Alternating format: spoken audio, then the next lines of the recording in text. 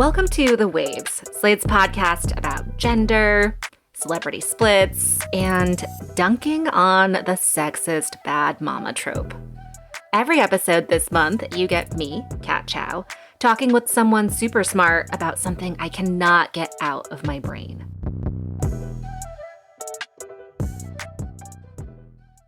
All right, so I'm a nosy person. I'm the type of person who loves when people tell me low-stakes gossip.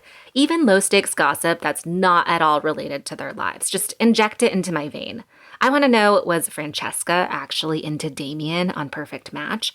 I want to know about the relationships between, our favorite TV show hosts and the normies. But when it comes to celebrity divorces, I feel really uncomfortable hearing about them because they can get very ugly very fast. They become these kind of smear campaigns where both people are trying to malign one another. And they've also dominated popular culture for years. But it doesn't end there. These two traded insults in the press regularly. Why did you let me marry this idiot? And he said, I thought you liked him. David accused her of giving him an STD and being an alcoholic, while Liza said he poisoned her and drugged her throughout their marriage. That, by the way, was referring to Liza Minnelli and David Guest's divorce back in 2007. There were also the divorces of Elizabeth Taylor, and then Prince Charles and Lady Diana Spencer. And of course, we've had Britney Spears and Kevin Federline, Tiger Woods and Ellen Nordegren, Brad Pitt and Jennifer Aniston. It's got to be painful. I mean, I don't like it when people bring it up, but people still do, right? I don't find it painful, though. I think it's a narrative that follows you because it's an interesting headline. It's more of a media-driven topic. Generally, the person who's gonna take the brunt of the backlash, who's gonna walk away from the divorce with the most damage to their reputation, is the woman. And in the particular divorce we're going to talk about today, it's especially complicated because there are kids involved. Which brings me to Joe Jonas and Sophie Turner. Listen to how TMZ describes their situation. We have spoken to multiple sources on Joe's side who said, obviously, she was a party girl. He liked to stay at home. That was part of it. As seen in a recent video at a rap party for a project she was working on. I said this is In that video, Turner is playing an arcade game. She's sort of punching some boxing situation.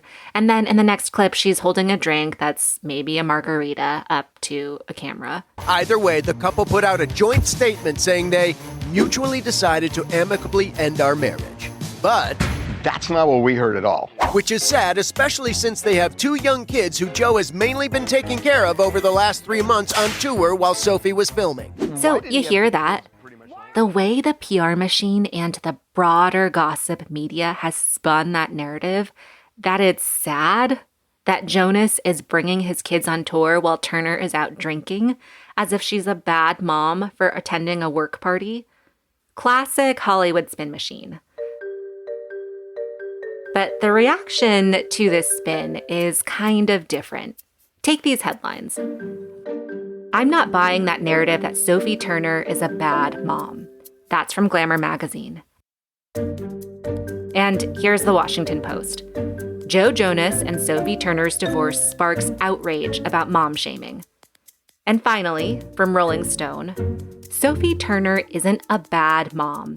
You're just a misogynist. We're going to take a quick break, but when we're back, we're going to talk to the writer behind that Rolling Stone piece, Ej Dickson. She's going to break down what celebrity divorces say about a woman's worth, that bad mother trope, and so much more.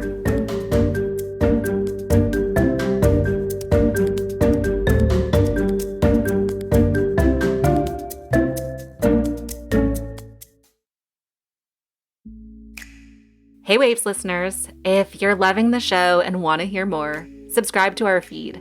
New episodes come out every Thursday morning, and while you're there, give our other episodes a listen too. Like last week's, I talked with an actual genius, a MacArthur genius, about the deep, endless rabbit hole of sorority rush TikTok.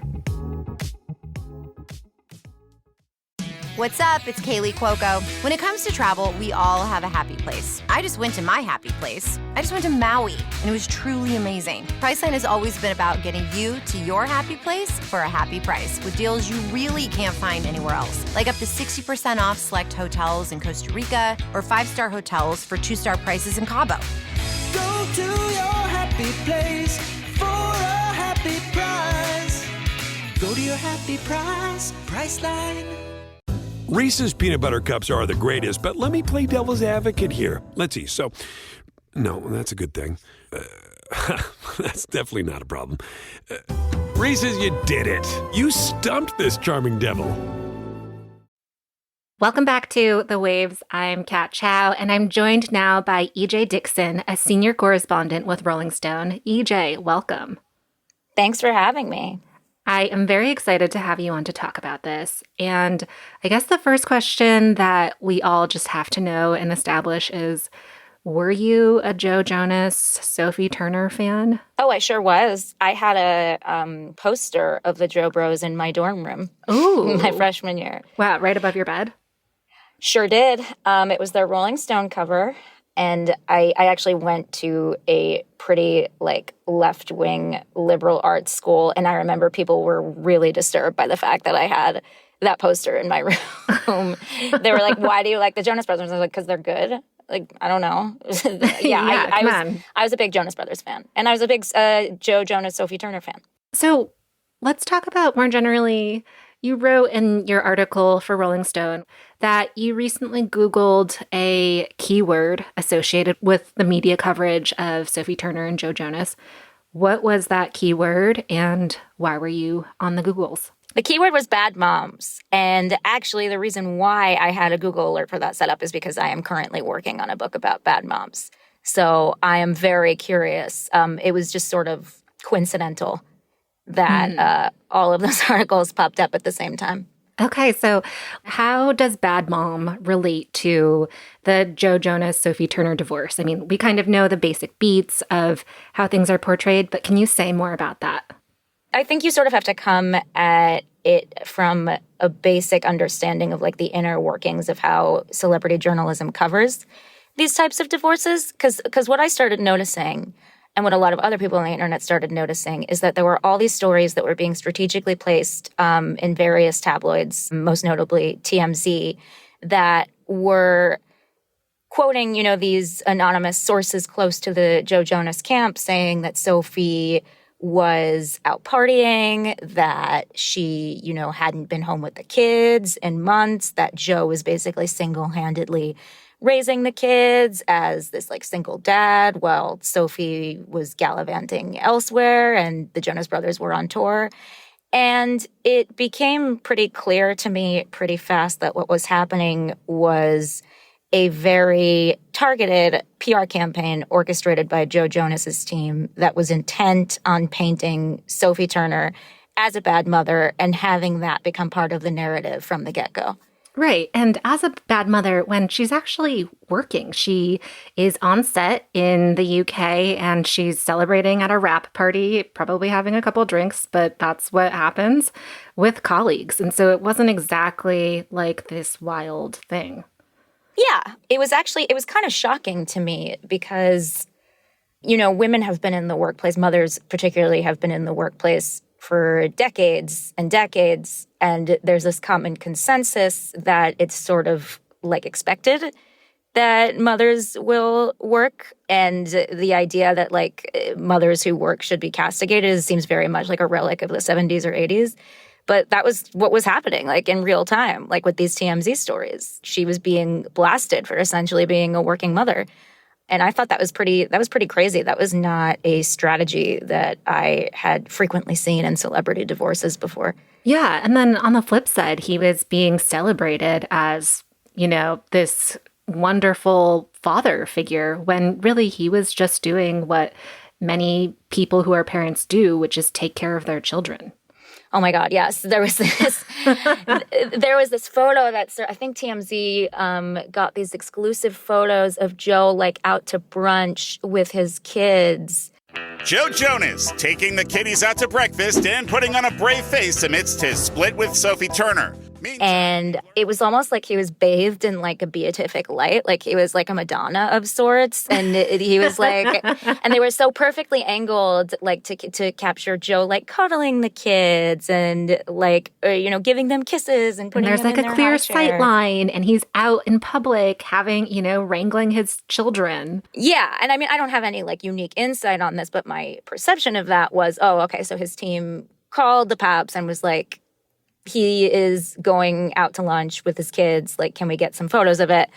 And as you said, it wasn't like he was doing anything special. He was doing basically anything that a father would do, i.e. feeding his kids. I wanted to bring up another little puzzle piece of this divorce that people keep talking about. The way that people have latched onto it has just it's really put my hackles up. And it's about the Ring camera footage, which TMZ reported on, saying, kind of citing as this reason for Joe Jonas thinking that Sophie Turner was not a good spouse for him. And you wrote in your article that the saying and or doing something is doing a lot of work there, referring to that she's saying or doing something on the Ring camera. Was she cheating? Was she caught watching the season finale of And Just Like That?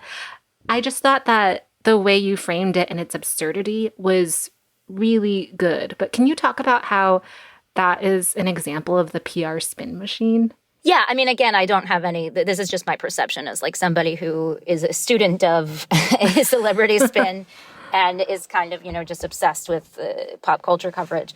But, I mean, my understanding, it's such a specific phrase that also manages to be incredibly non-specific. Yeah.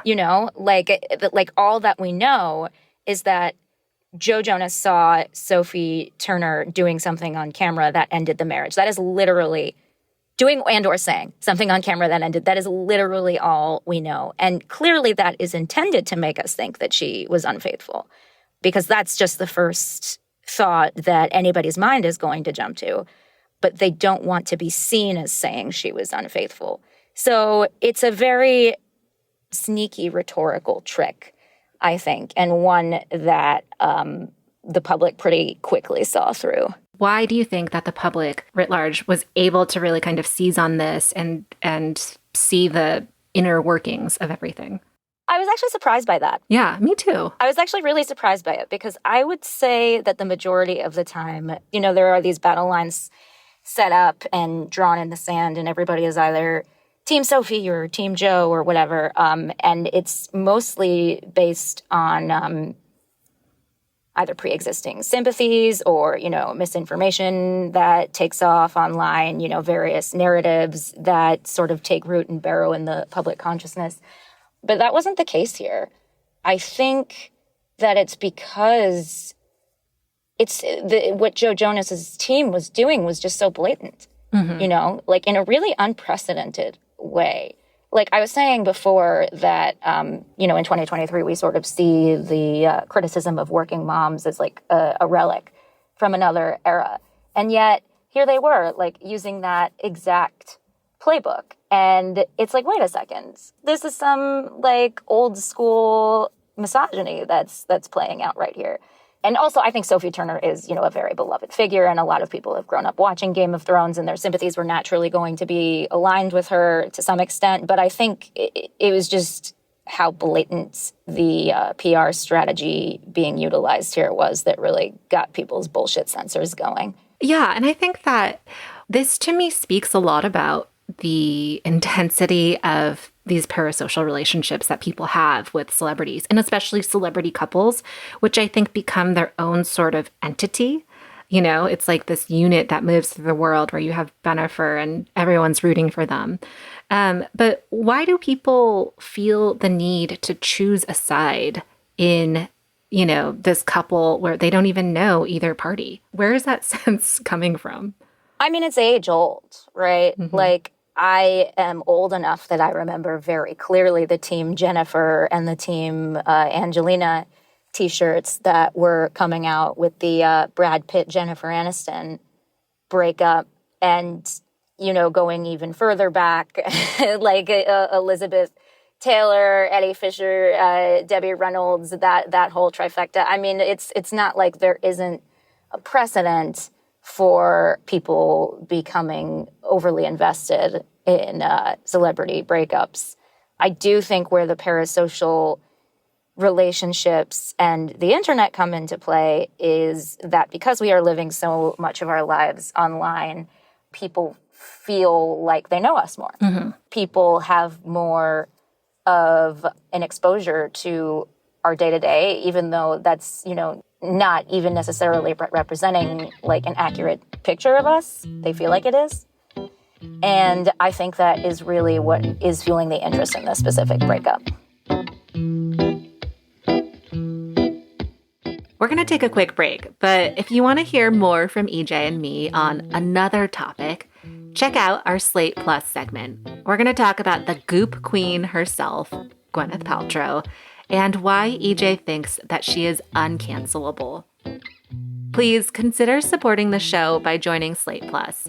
Members get benefits like 0 ads on any Slate podcast, no hitting that paywall on the Slate site, and bonus content of shows like this one. To learn more, go to slate.com/thewavesplus.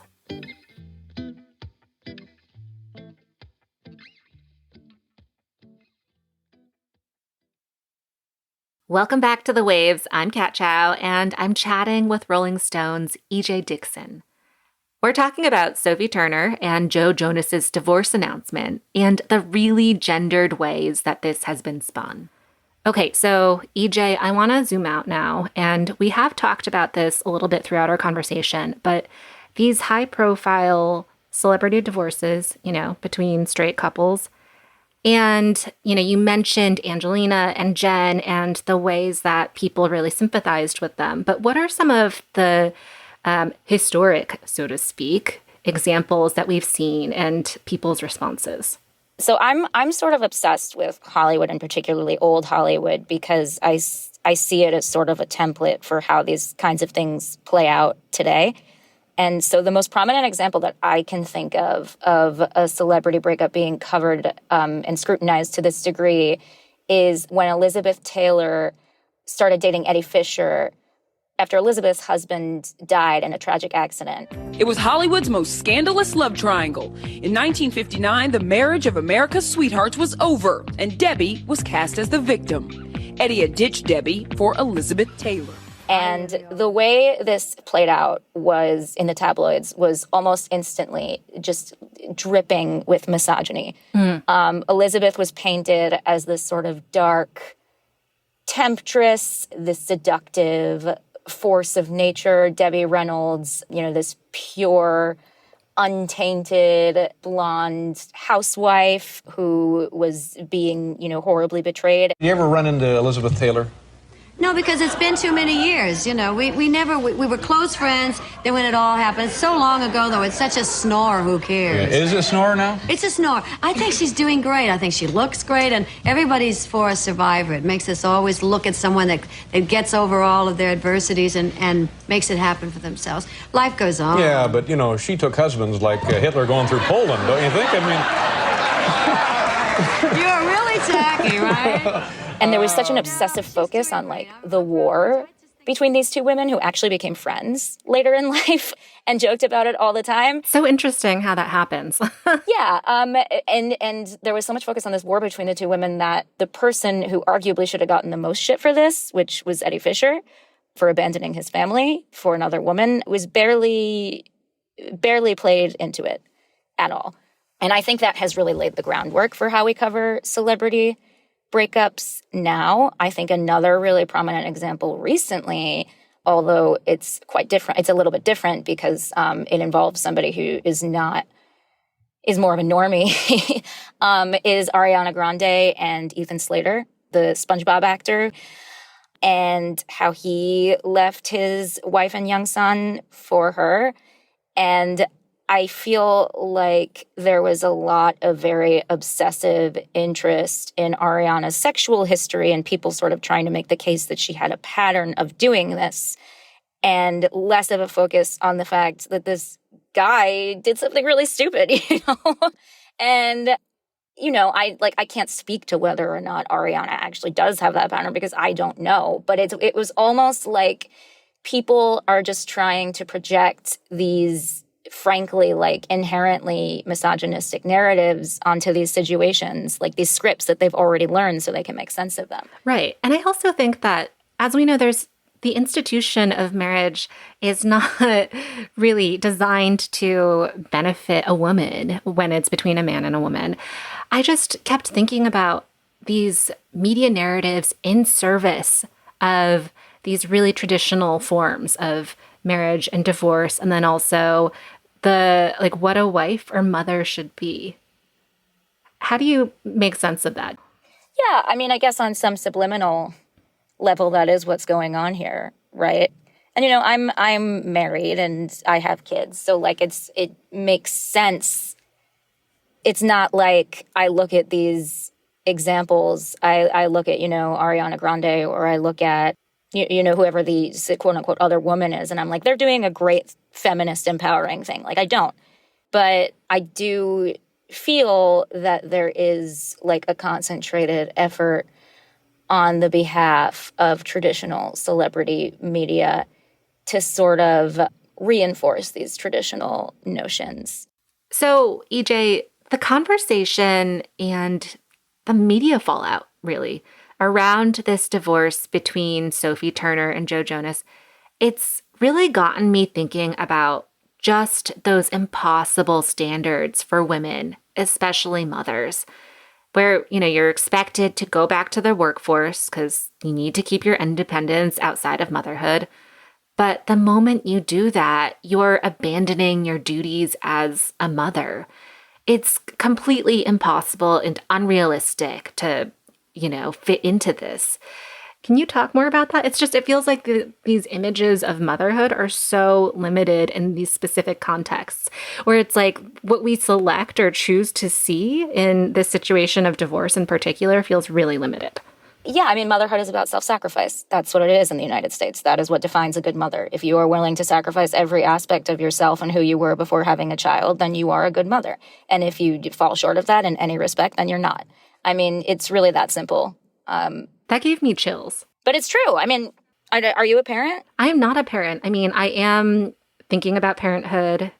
And I think I was watching this all unfold with the feeling of, oh my gosh, how can you be a full person and a mother without people making these assumptions about you? And I mean, that's what I hear from all of my friends who are mothers and what have you. But it really just, it hit me in a specific way.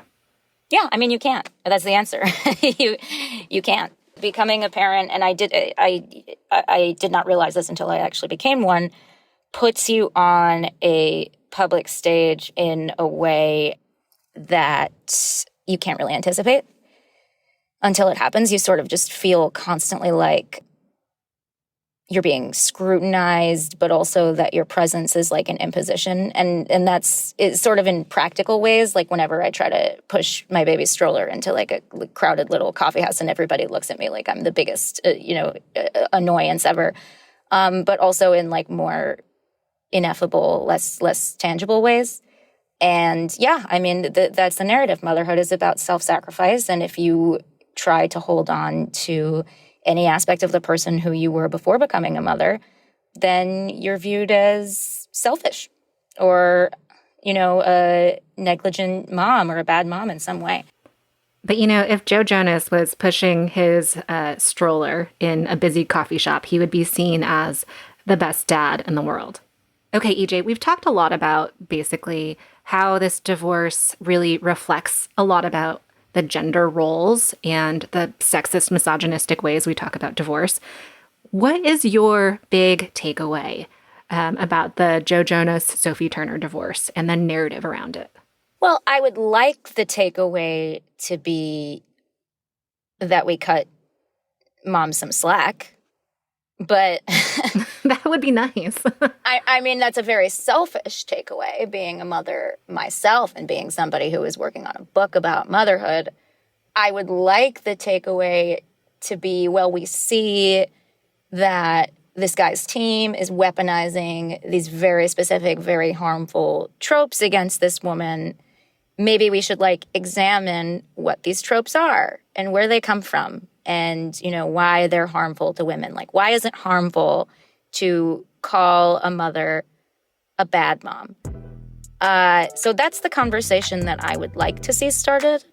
I don't know. And that's sort of what I was trying to get at with my piece. I don't know if other people are thinking about it in the same vein. But that's what I would hope.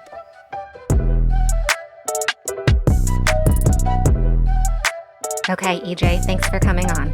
Thanks so much. That's our show this week. I'm Kat Chow.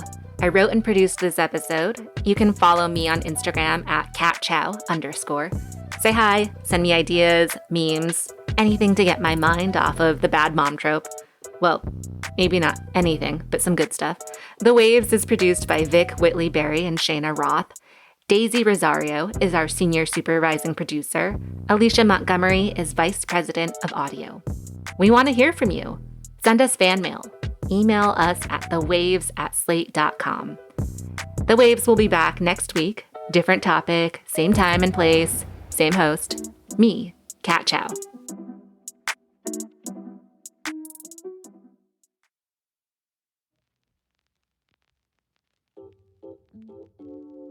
Thanks so much for being a Slate Plus member. And since you're a member, you get this weekly segment. Today, Ej Dickson and I are going to talk all about Gweneth Paltrow. Paltrow was in the news earlier this year for maybe one of the weirder trials in recent memory. She was being sued for knocking into a man while skiing. And people could not get enough of this. Well, I lost half a day of skiing. It's been a trial of bizarre moments like private security for my client wanted to bring in treats for the bailiffs. And oh, tell me I'm taller, please. So what is the latest? Terry Sanderson, the 76-year-old man who is bringing a massive £245,000 lawsuit against Gwyneth Paltrow, has finally taken the stand. I heard something I've never heard at a ski resort. It also became a sort of jumping off point for an article that you wrote, EJ. The headline is also probably one of my favorites in a long time. It's, "You cannot cancel Gwyneth Paltrow because Gwyneth Paltrow is mother." Tell us about that.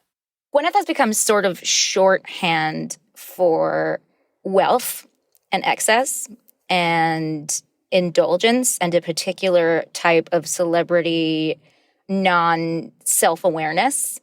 And I think the fact that she actually is self-aware about the fact that she represents that makes her somewhat of a camp figure and makes her sort of like a beloved figure.